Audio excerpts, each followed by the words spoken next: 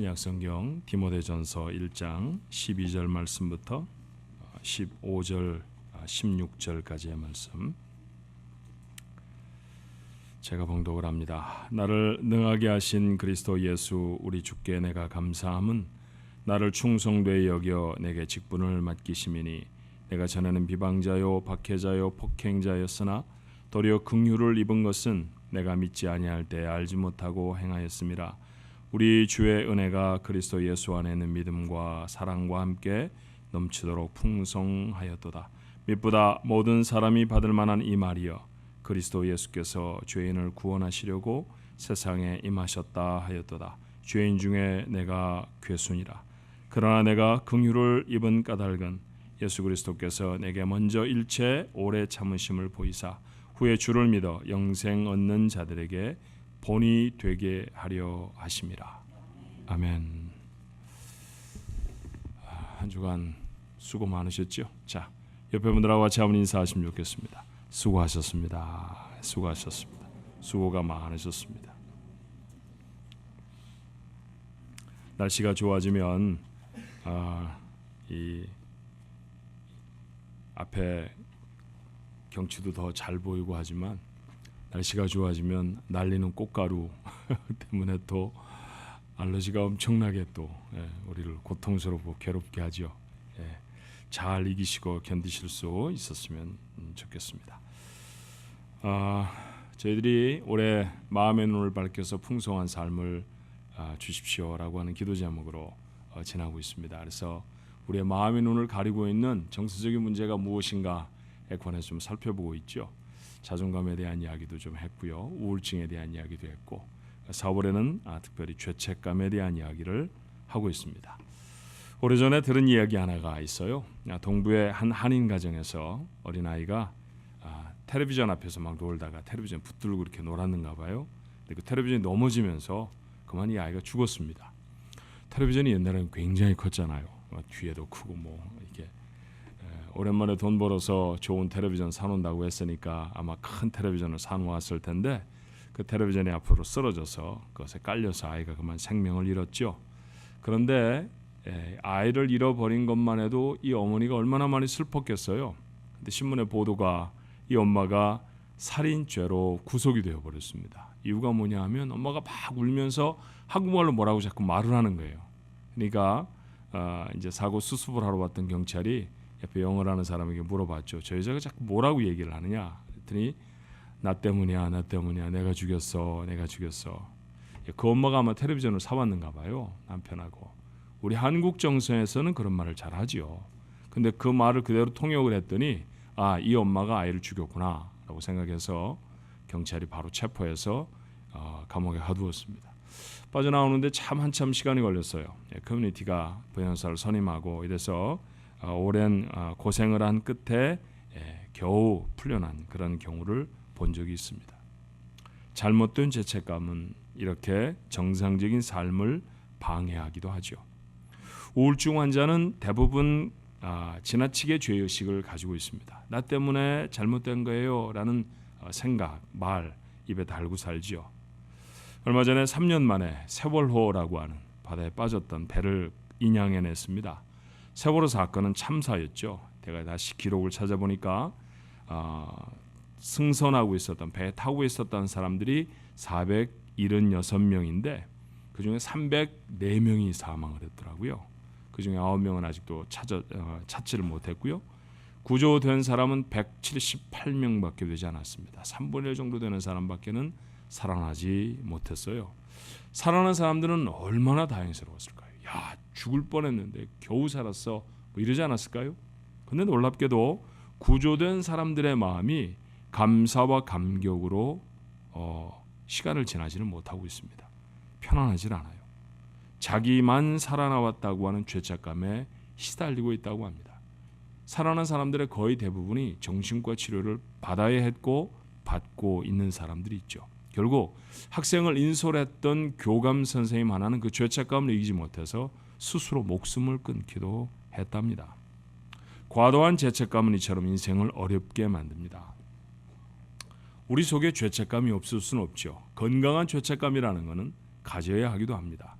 성경은 도대체 우리에게 죄책감에 대해 어떻게 가르치고 있을까요? 위대한 초대교회 선생이었던 바울의 레슨에 한번 귀를 기울여 보아야 할 것 같습니다. 바울 같은 사람에게도 죄책감이 있었을까요? 아마 그랬던 것 같습니다. 디모데서라고 디모데전서, 디모데후서 우리 성경에 두 권의 성경이 나와 있고요. 책의 이름처럼 이것은 수신자가 디모데라고 하는 에베소 교회 목회자입니다. 그런데 그 디모데에 대해서 바울이 갖는 감정은 복음 안에서 나온 아들 같은 사람이었어요. 정말 친근한 사람이죠. 디모데전서와 디모데후서를 써서 보낸 까닭은 에베소 교회 목회에 조금이라도 도움이 되게 하기 위해 격려하기도 하고 저를 북돋아주기도 하는 그런 말씀입니다. 바울은 이 친근한 편지의 서두인 본문에서, 본문 지금 1장을 읽었잖아요. 1장이면 막 편지를 시작한 내용인데 그곳에서 자신은 이렇게 고백해요. 디모데전서 1장 15절에 죄인 중에 내가 괴수니라. 자기를 아버지처럼 따르는 디모데에게 자기를 소개하며 했던 말이 내가 죄인 중에 괴수다 그랬습니다. 우리가 늘 쓰고 있는 NIV, New International Version이 아니라 킹 제임스 버전으로 제가 영어로 변기를 했는데 거기 보니까 I'm chief 이렇게 썼어요. 한국말 번역하고 똑같죠. 영어 성경에는 I'm the worst. 내가 제일 못했어. 뭐 비슷한 운율의 노래도 있었죠. 내가 제일 잘났어. 뭐 이런 노래도 있었죠. 그런데 이건 거꾸로 내가 제일 못됐다라고 하는 것이죠. 그는 그 스스로를 그렇게 표현합니다. 자신의 행동이 그랬어요. 자, 어떤 행동을 했을까요? 13절의 말씀에 보니까 내가 전하는 비방자요 박해자요 폭행자였으나 도리어 긍휼을 입은 것은 내가 믿지 아니할 때 알지 못하고 행하였다라고 말합니다. 자, 그는 어떻게 비방자고 어떻게 박해자로 어떻게 폭행자로 삶을 살아왔던 것일까요?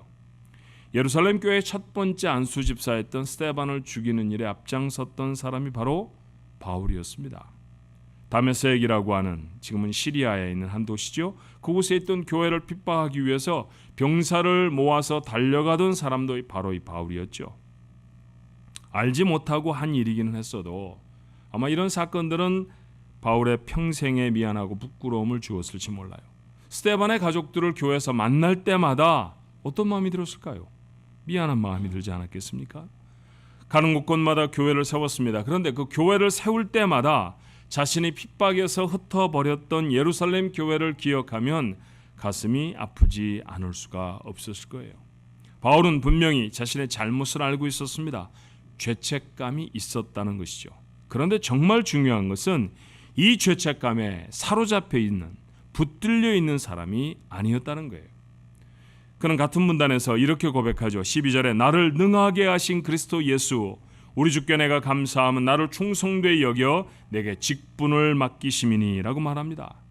나 같은 게 뭘 할 수 있어 난 못해 라고 하는 말을 되뇌이며 살지 않았다는 얘기죠. 도리어 그럼에도 불구하고 하나님이 나에게 능력을 주셨습니다. 나를 충성되게 여기셔서 내게 직분을 맡기셨습니다 라고 고백합니다.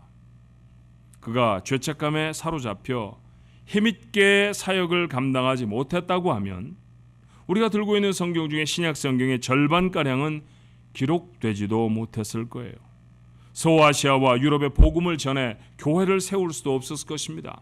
유명한 역사학자였던 영국의 토인비의 말처럼 유럽의 운명을 바꾼 바울은 죄책감을 극복할 수 있었기에 가능한 일이었죠. 어떻게 이렇게 힘있는 인생을 살아갈 수 있을까요? 그래요. 죄책감을 어떻게 극복하는가? 오늘 바울이 내 삶이 곧 본입니다 라고 말했던 것처럼 우리가 바울의 삶을 통해서 확인할 수 있어야 합니다. 죄책감에 병적으로 묶여있는 사람도 문제이지만 늘 하나님 앞에 죄송한 마음으로 나오는, 제가 표현상 옅은 죄책감, 가벼운 죄책감 이렇게 표현해봤어요. 그런 죄책감도 삶을 무기력하게 만드는 것은 똑같습니다. 왜 우리는 늘 하나님 앞에 서면 부끄러운가요? 오늘 예배하러 이 자리에 나오셨잖아요. 예배가 시작될 때 여러분이 묵상하며 기도했을 때 자랑스러운 삶이었습니까? 아니면 하나님 앞에 참 내가 부끄러워, 내가 참 모자라, 내가 참 잘못 살았어, 그렇게 고백하게 되시던가요? 우리는 하나님 앞에 서면 대부분 다 부끄러워지지 않습니까? 왜냐하면 부끄럽게 살았던 지나간 시간들 때문입니다. 다시 한번 질문해 보죠. 그렇다고 하면 우리는 복음의 진리를 알고 있으면서도 성경에 올바로 살아가는 것이 무엇이다라고 하는 것을 듣고 알고 있으면서도 왜 늘 부끄럽게 살게 되는 걸까요? 많은 분들이 그냥 아주 간단하게 이렇게 대답을 하지요. 정답을 우리는 다 알잖아요. 믿음이 부족해서요 라고 말입니다. 맞습니다. 그런데 좀 더 정확하게 말한다고 하면 자신이 죄인이라고 하는 사실이 확실하지 않아서 그렇습니다. 자, 또 물어볼까요? 여러분은 죄인이십니까? 예 라고 대답하실 것입니다. 하지만 제가 원하는 대답은 교리적인 세례를 받을 때 공부했던 정답이 아닙니다. 정말 여러분이 살아간 삶에서 나는 정말 죄인이야, 내가 제일 못됐어 라고 하는 자각이 있는가 하는 거예요. 제가 만약에 부엌에서 모여서 오늘 이렇게 식사 준비를 했던 사람 중에 한 사람을 딱 지어가면서 당신이 제일 못됐습니다 라고 말하면 어떡할까요? 그분은 아마 썰든 고기를 딱 내려놓고 집으로 돌아가 버릴 겁니다.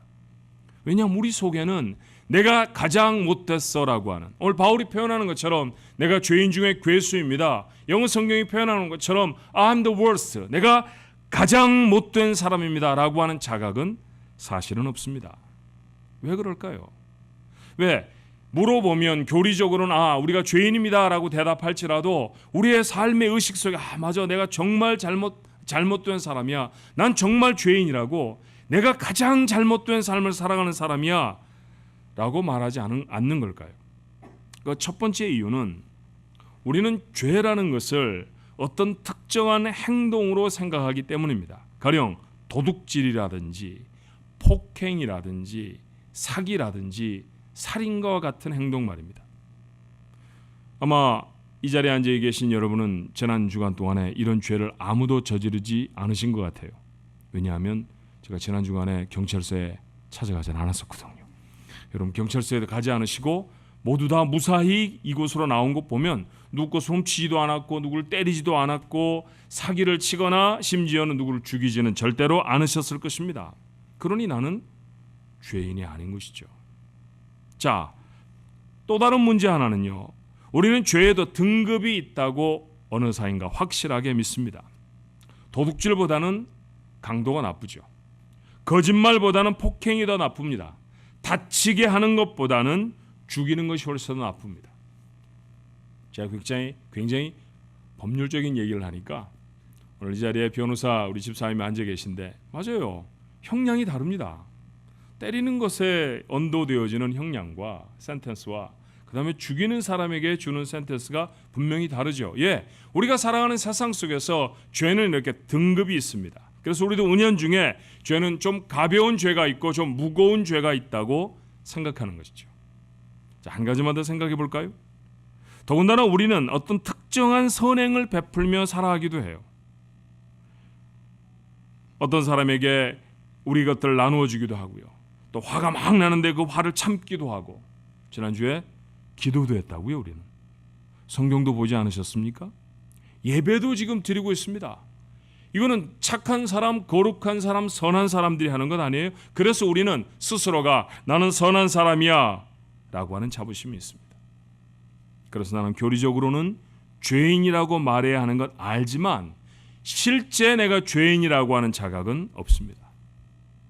그렇죠? 이게 우리의 상태예요. 이게 옳은 생각일까요? 이게 과연 성경적인 생각이겠습니까?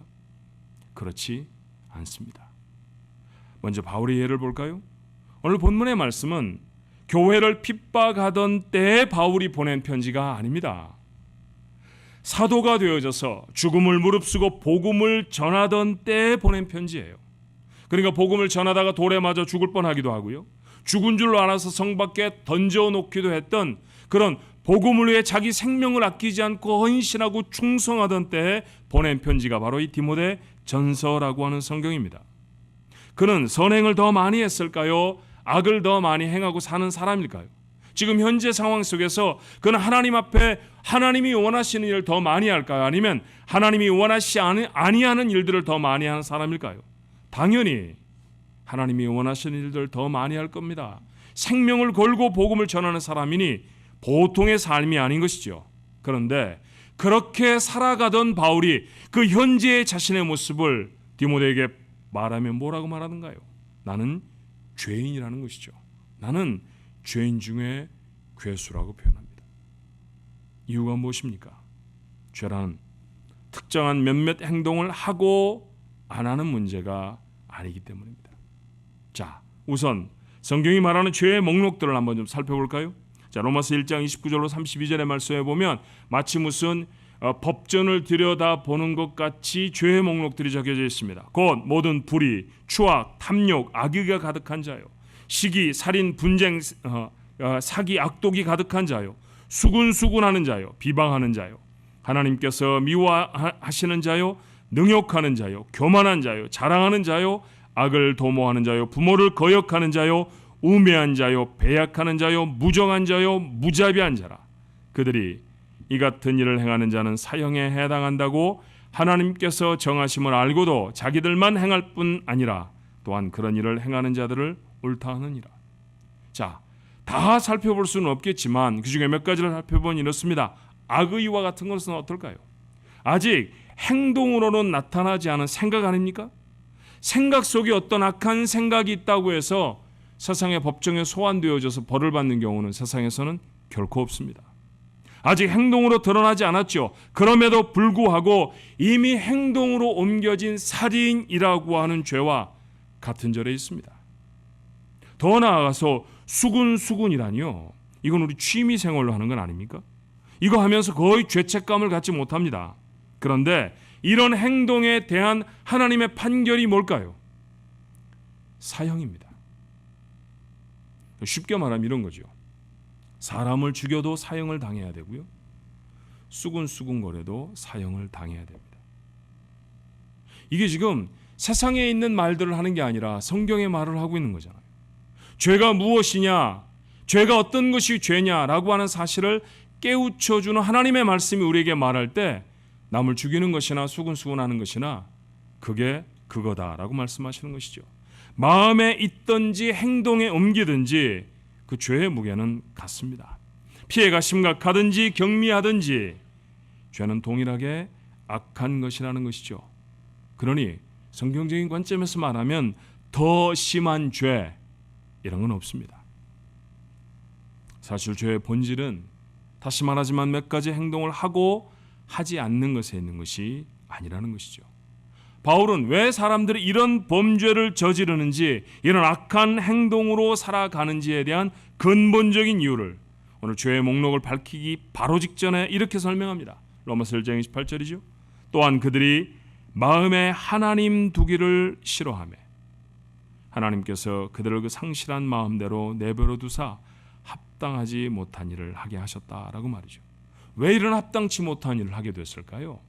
마음에 하나님 두기를 싫어한 까닭이었습니다. 그들의 마음속에 하나님이 계시지 않았기 때문에 수군거리기도 하고 사람을 죽이기도 했다는 것이죠. 하나님이 사람에게 명하신 것이 무엇입니까? 하나님이 사람들에게 어떻게 살라고 말씀하셨을까요? 마가는 예수님의 가르침을 이렇게 기록해요. 마가복음 12장 29절로 30절의 말씀이죠. 예수께서 대답하시되 첫째는 이것이니 이스라엘아 들으라. 주 곧 우리 하나님은 유일한 주시라. 내 마음을 다하고 목숨을 다하고 뜻을 다하고 힘을 다하여 주 너의 하나님을 사랑하라 하신 것이요. 첫 번째 계명입니다. 인생에 세워져야 될 가장 중요한 명령, 마음과 목숨과 뜻과 힘이 다 동원이 되어져서 반드시 해야 할 일이 있다고 하면, 반드시 해야 할, 그렇게 살아야 할 삶의 모습이 있다고 하면 무엇이라고 말합니까? 하나님을 사랑하는 것입니다. 신약 성경 시절에, 신약 시절에 와서 이런 말들이 있었을 거야. 정말 그럴까요? 자, 신명기 6장 4절로부터 5절의 말씀, 구약 성경이죠. 그것은 이렇게 기록해요. 이스라엘아 들으라. 우리 하나님 여호와는 오직 유일한 여호와시니 너는 마음을 다하고 뜻을 다하고 힘을 다하여 내 하나님 여호와를 사랑하라. 예수님이 하신 말씀은 정확하게 구약 성경에 기록된 말씀입니다. 구약 성경이든 신약 성경이든 성경 전체를 관통하는 하나님의 가장 중요한 명령은 무엇일까요? 하나님을 사랑하는 것입니다. 그 말씀을 지키고 살아야 범죄하지 않는 사람이 되는 것이죠. 그것을 행하며 살아가지 않으면 범죄한 사람이 되는 것입니다. 어떤 일을 하지 않으면 죄가 되는 게 있잖아요. 텍스를 내야 되죠. 텍스를 내지 않으면 뭡니까? 감옥에 갑니다. 맞습니까? 하지 않으면 죄가 되어져서 세상에서도 소출을 받을 수밖에 없는 행동들이 있습니다. 하나님을 사랑하는 것, 인생에 마땅히 해야 할 첫 번째 명령입니다. 그런데 이 명령을 어기면 죄를 짓는 것이라는 것이죠. 자, 이 말씀 앞에 우리를 한번 점검해 보면 어떨까요? 제가 지금 여러분에게 드리는 말씀은 술을 좀 먹고 거짓말을 좀 하고 몰래 숨어서 담배를 좀 피고 하는 그런 이야기들을 하려는 게 아닙니다. 나는 전심으로 하나님을 사랑하는가라고 하는 문제입니다.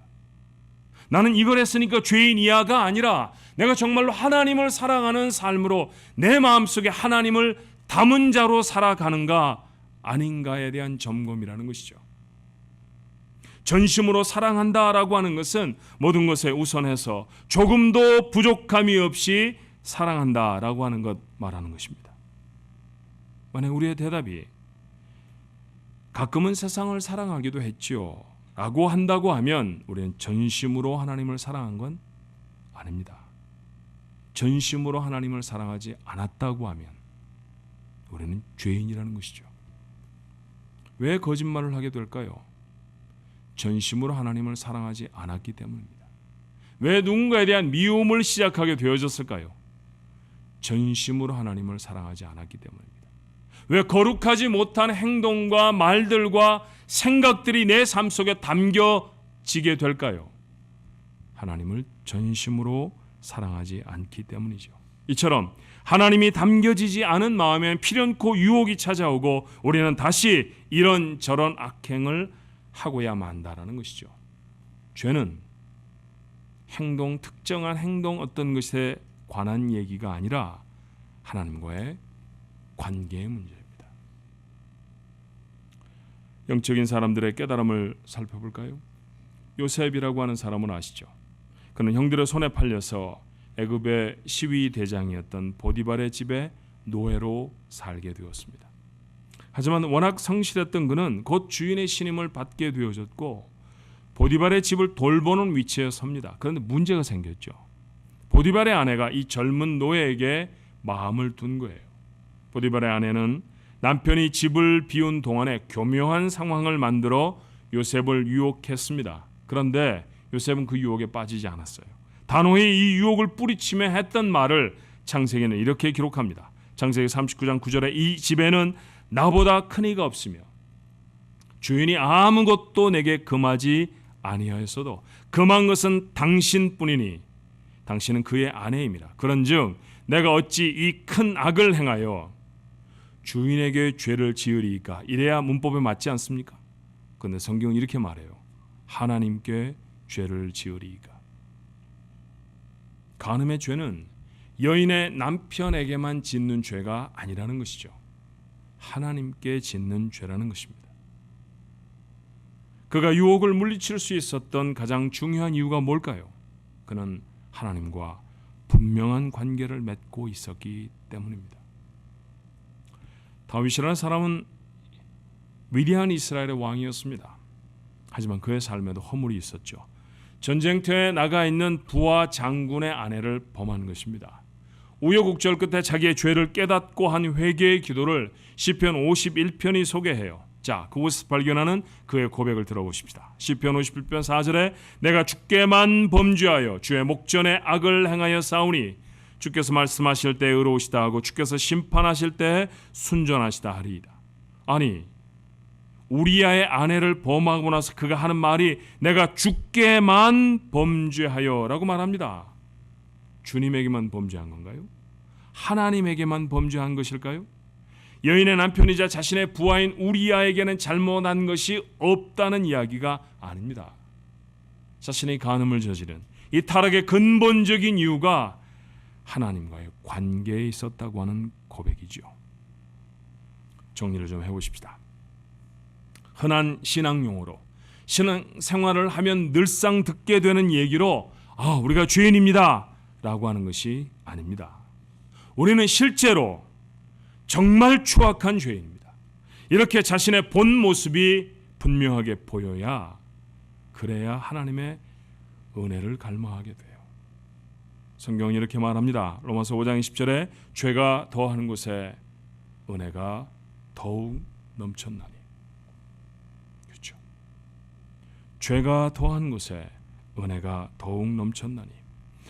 큰 죄를 지으면 큰 은혜를 받는다, 그런 말입니까? 그렇지 않습니다. 자신이 정말 큰 죄인, 바울이 고백하는 것처럼 죄인의 괴수로 스스로가 깨달아지면, 그러면 한 대륙의 운명을 바꾸어 놓을 만한 큰 은혜를 경험하게 되는 줄로 믿습니다. 그래야 비로소 죄책감에 묶여있는 연약한 삶을 벗어버립니다.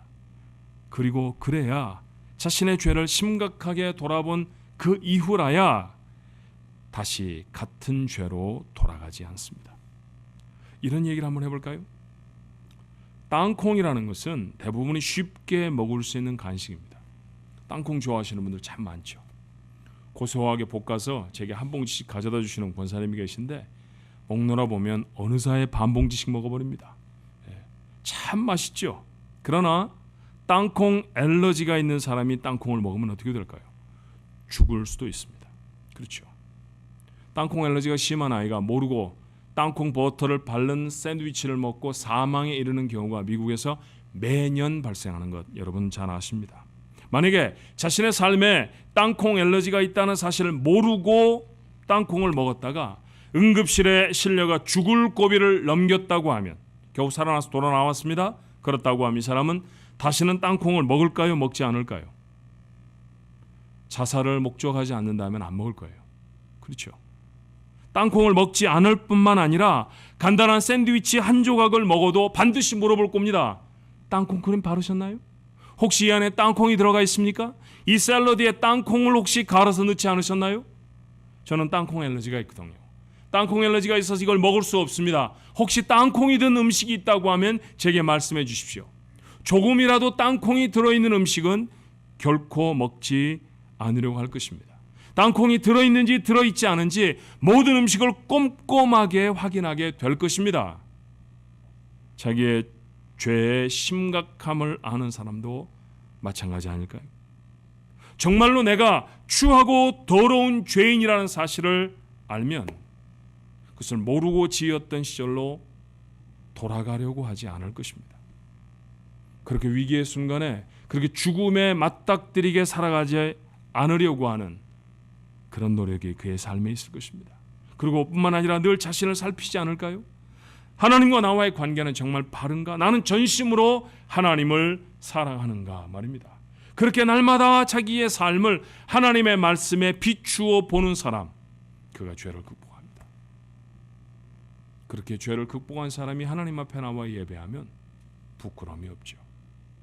그것이 죄책감을 극복할 수 있는 가장 중요한 길입니다. 기억하셔야 합니다. 죄책감을 벗어버리는 첫걸음은 자신의 죄인됨을 분명히 발견하고 고백하는 것이죠.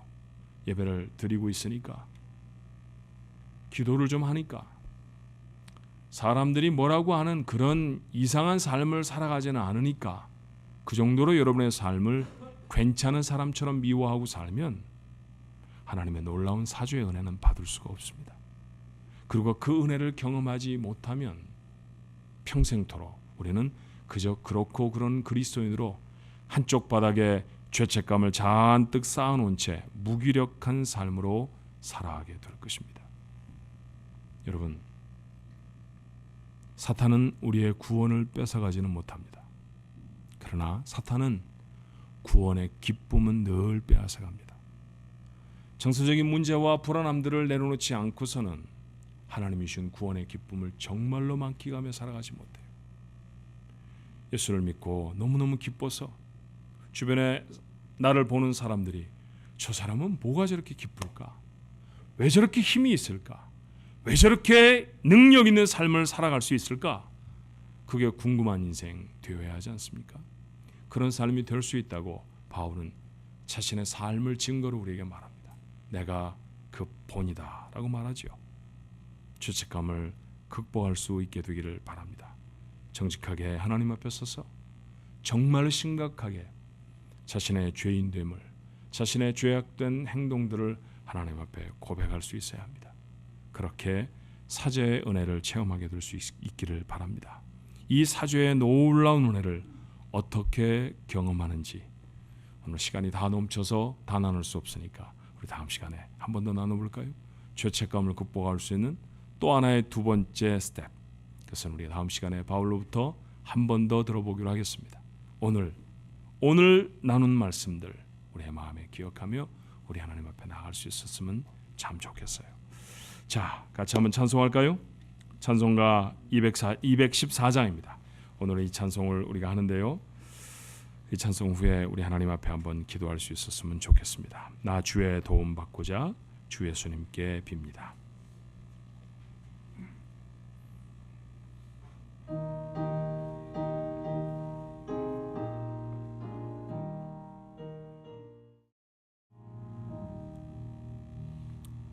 매일을 살면서 하나님의 거룩한 말씀 한 자락씩 마음에 담지 않은 시간이 거의 없었습니다. 그럼에도 불구하고 우리가 살아가는 삶에 왜 이리 부끄러움이 많은지, 왜 이리 연약함이 하나님 앞에 자랑스럽지 못한 부분이 많은지 오늘 돌아보니 우리가 정말 추하고 우리가 정말 문제가 있는 죄인이고 우리가 행하는 것이 하나님이 아니셨으면 참담한 죄밖에 없다고 하는 사실을 우리가 정직하게 하나님 앞에 고백하지 못했던 때문이었습니다. 바울은 자신의 만년에 내가 죄인이다, 나는 죄인 중에 괴수다라고 스스로를 고백합니다. 하나님, 같은 고백이 저희들에게 있게 하여 주시옵소서. 우리가 예수를 믿은 시간이 오래되어졌다고 해서 하나님, 우리가 추하고 더러운 죄인 아닌 것이 아닙니다. 하나님, 지나간 한 주간 동안에 좀 종교적으로 살았다고 해서 우리 하나님 앞에 부끄러운 것이 없는 것이 아님을 기억합니다. 하나님, 이 죄인을 받아주옵소서. 오늘 오라 하시고 예배하게 하셨사오니 하나님의 그 크신 은혜가 바울에게 허락하셨던 그 놀라운 사죄의 은혜가 저희들에게도 임할 줄로 믿습니다. 아버지 하나님, 하오니 저희들이 먼저 저희들의 잘못과 저희들의 추악한 모습 앞에 정직하게 서게 해주옵소서. 그래야 다시 행하지 않습니다. 늘 교만하게 살면서 교만이 얼마나 못된 죄인지 알지 못하면 예배를 마치고 삶의 자리에 돌아가면 또 교만하게 살 겁니다. 돈 사랑하다가 망해버리고 인생 다 허비해버린 사람들이 얼마나 많다고 하는 사실을 우리가 너무너무 잘 알면서 하나님보다 돈 사랑한 거 용서해 주옵소서 이 시간에 아버지 앞에 고백했다 할지라도 그것이 얼마나 추하고 얼마나 더러운 죄인가를 분명하게 알지 못하면 우리는 또 한 주간을 돈에 매여서 살 것입니다. 하나님, 이런 삶으로 살아가지 아니하게 우리가 행하는 것이 얼마나 잘못된 것인지를 보게 하여 주시옵시고 그 주 앞에 소름이 끼치게 하시고 그 죄가 싫어 더러워지게 하시고 그래 내려놓을 수밖에 없는 자가 되게 하시고 날마다 삶을 살필 수 있는 경건함이 하나님 우리 가족들의 것이 되어지도록 도와주시옵소서. 이렇게 죄짓지 않아야 하나님 앞에 부끄러운 것이 없어야 죄책감을 극복하게 되는 줄로 믿습니다. 놀랍게도 우리를 사로잡고 우리를 연약하게 만드는 죄책감은 우리가 하나님 앞에 죄인이라는 사실을 분명하게 고백할 때 노임을 받을 수 있다는 사실을 알게 하셨사오니 하나님 아버지 앞에 정직한 저희 모두가 되어지도록 주님 역사해 주시옵소서. 오늘도 하나님 감사한 마음으로 하나님 앞에 귀한 예물을 드립니다. 한 주간을 지켜주시니 감사해 귀한 예물을 드렸고 유아 세례를 받게 하셔서 감사함으로 하나님 앞에 귀한 예물을 드렸사오니 믿음으로 약속한 귀한 그 고백이 아버지 하나님 사랑하는 자녀를 키우는 동안 늘 생각나게 하여 주시어서 하나님이 원하시는 귀한 자녀로 키워낼 수 있게 역사해 주시옵소서. 미션 캠프 은혜 가운데 지나게 하셔서 하나님 감사함으로 받은 은혜 고마워서 하나님 앞에 드려진 예물도 있고 범사에 감사하여서 혹은 기도의 제목을 담아서 이루어 주실 것으로 이미 믿고 감사하며 예물을 드린 사람도 있습니다. 하나님 그 예물 속에 담겨져 있는 기도의 제목들에 응답하여 주시옵소서. 11조 예물을 드립니다. 허락하신 귀한 사명들을 감당하기 위해서 하나님 앞에 드려진 예물도 있습니다. 주일헌금도 드렸습니다. 드려진 모든 예물이 하나님을 향한 감사의 마음으로 드려진 것이오니 아버지 하나님 원하시는 곳에 거룩하고 아름답게 사용해 주시옵소서. 이 죄악된 세상에서 돈이 이루어내는 일들이 거반다 죄악되고 냄새나는 일이지만 하나님의 전에 모여진 이 거룩한 물질은 하나님이 세상을 향긴하게 하고 이 세상을 변화시키고 이 세상의 주의 뜻을 나타내는 데 쓰여질 수 있게 역사해 주시옵소서. 그 일을 잘 감당하는 교회가 되어지도록 우리 교회를 축복해 주옵소서. 예수님 이름으로 감사하며 기도하옵나이다. 아멘. 이제는 죄악 가운데 묶여서 도무지 하나님 앞에 자신 있게 나설 수 없는, 그래서 결국은 죽은 바 되어진 인생이 된 저희들 구해서 하나님의 자녀 삼으시고 하나님 앞에 당당한 모습으로 설 수 있게 우리를 위해 생명을 내려놓아 주신 우리 주 예수 그리스도의 은혜와 아버지 하나님의 크신 사랑하심과 성령의 오늘도 내 안에 계셔서 역사하시는 그 놀라운 역사하심이 오늘 말씀을 나누며 하나님 앞에 정직한 마음으로 나아가 자신의 삶을 고백한 주의 백성들 가운데 저들의 산업과 자녀들 위해 영원토록 함께 계실지어다. 아멘.